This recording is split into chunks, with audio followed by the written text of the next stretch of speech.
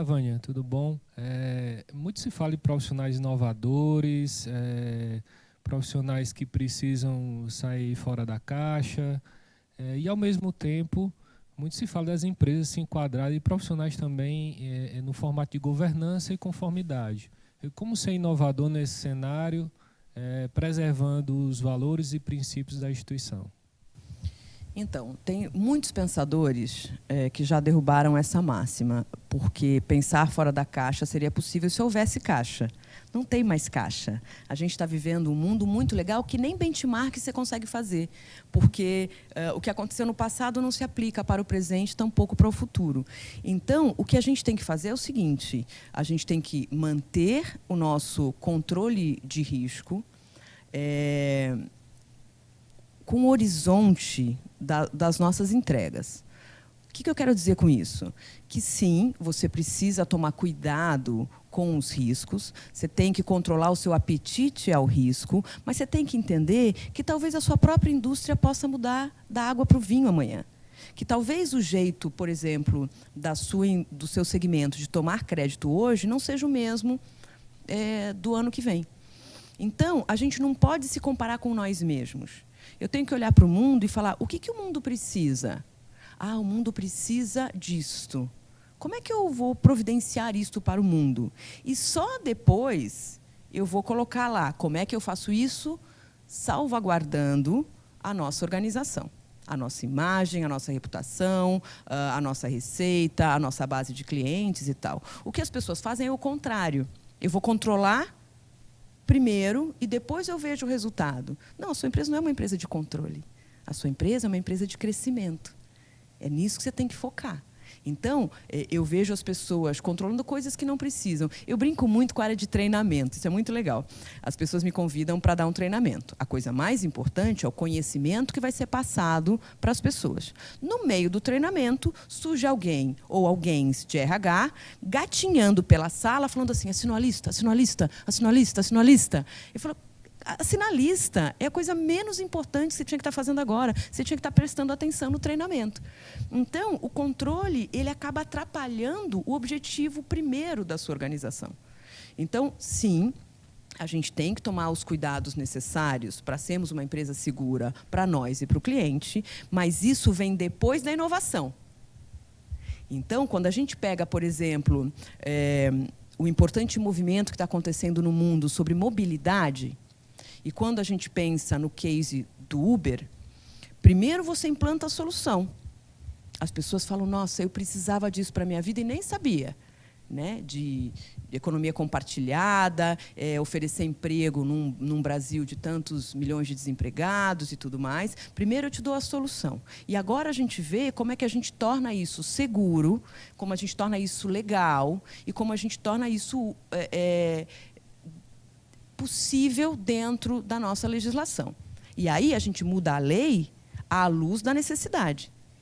E eu fico muito, muito entristecida quando eu vejo as pessoas obedecendo a lei porque é lei. Vou te dar um outro exemplo. Eu fui numa empresa, numa grande consultoria, dar um treinamento e tinha umas cadeiras dentro da sala de treinamento.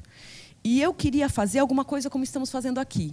Né? Uma coisa que permitisse mais um diálogo, não aquelas cadeiras em tom professoral. E eu fui mexer nas cadeiras. E surgiu do nada um cara de terno e gravata dizendo: você não pode mexer nas cadeiras. Eu falei: por que não? Porque a gente tem uma lei aqui que esse é o layout permitido para as cadeiras. Eu falei: mas para que serve essa lei? Não, é uma lei. Não, e por que ela existe? Porque a gente tem que seguir um layout. Então, as cadeiras não estão a serviço das pessoas. As pessoas é que estão a serviço das cadeiras. Essa é uma clara inversão de valores do que é controle versus utilidade.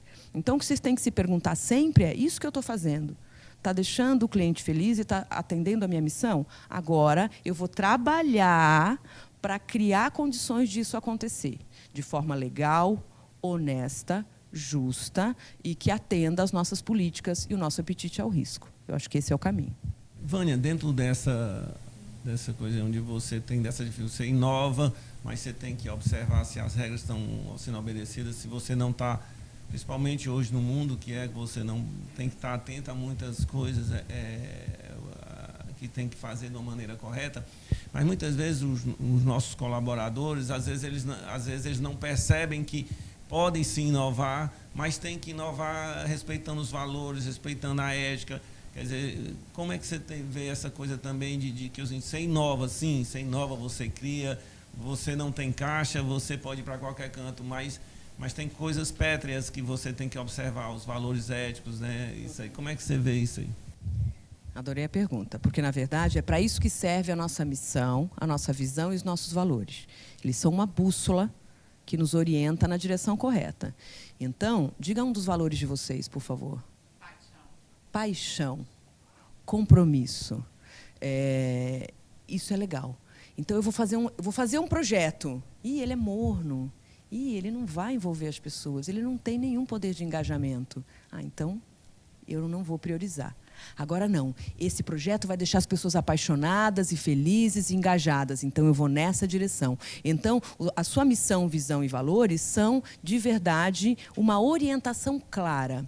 Por isso que a gente tem que investir bastante em envelopar a organização com esses nossos valores. Isso tem que ficar desde o momento do recrutamento e seleção até o momento do desligamento e da promoção e da curadoria dos treinamentos de vocês. Isso tem que estar o tempo todo permeando a conversa. Por exemplo, a gente vai entrar numa reunião. A reunião, enfim... as pessoas estão hostis, a reunião não está acontecendo, a gente para e fala, gente, vamos dar uma lida na nossa missão aqui? Quando você faz isso, todo mundo reencaixa naquele objetivo comum. Então, eu acho que isso nos ajuda a pensar para além do que estamos fazendo hoje, isso nos ajuda a destruir essa caixa imaginária que a gente criou, sem perder a nossa essência. Vocês têm uma essência e ela é incrível. Portanto, isso muda o jeito como eu mando um e-mail, como eu dou um feedback, como eu me comporto no almoço, o comentário que eu faço no cafezinho.